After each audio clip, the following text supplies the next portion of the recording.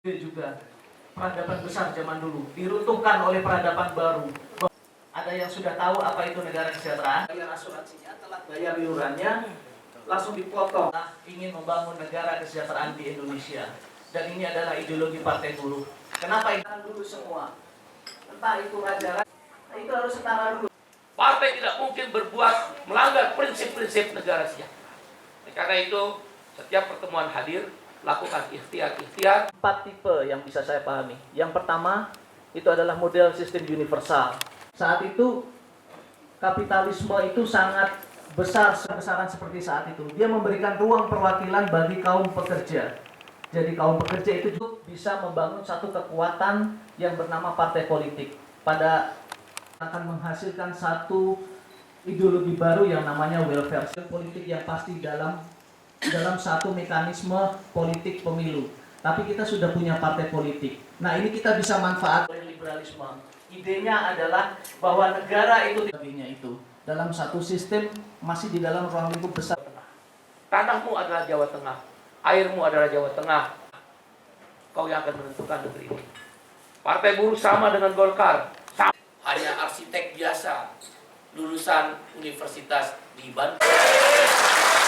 Hari ini kita akan sampai sore. Memang pendidikan tentang ideologi membosankan, karena ini doktrin. Ya, saya tahu seorang pemimpin tingkat tertinggi. Nah, sekarang udah masuk konvensi. Sebenarnya 16 Oktober yang lalu kita udah mengundang Pak Ganjar. Dan Pak Ganjar sudah bersedia. Tapi sayang karena kita sandingkan dengan seminar internasional, mengundang Partai Buruh Brazil, Partai Buruh Norwegia, dan Partai Buruh Australia.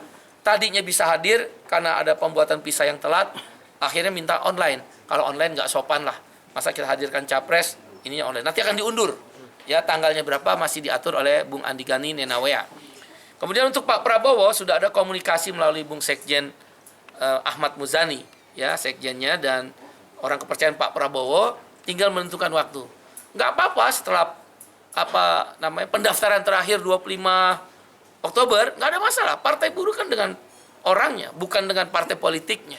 Kita akan melakukan ini. Dan kita haram berkoalisi dengan partai politik yang pro Omnibus Law. Karena Partai Buruh dilahirkan adalah untuk membatalkan, mencabut Omnibus Law dan Cipta Kerja.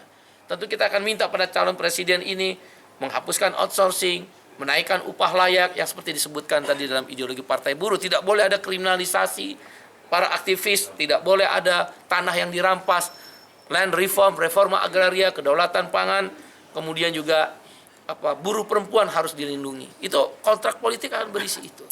Dan yang terakhir, BIMTEK ini kita ingin memastikan bahwa strategi pemenangan Partai Buruh di tingkat nasional adalah lolos parliamentary threshold.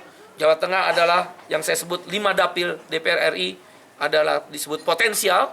Ya, kami target 2 kursi dari Jawa Tengah menyumbang total 30 kursi DPR RI secara nasional.